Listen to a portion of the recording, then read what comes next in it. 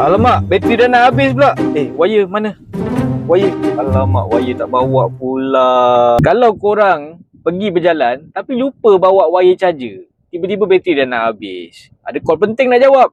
So itulah guna dia beli Proton X50 dan juga S70. Bagi varian X50 flagship dan juga S70 flagship dan juga flagship X, dia didatangkan dengan wireless charger 10 hingga 20 watt. Jadi cukup lah untuk kita long distance, charge handphone. Alright.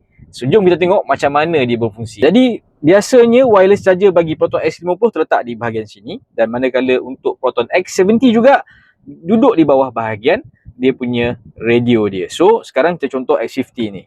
So apabila kita letak, automatic dia akan detect untuk wireless charging. Tapi pastikan juga telefon yang korang pakai ni support wireless charging. Kalau telefon korang tak support wireless charging pun tak guna juga. Alright.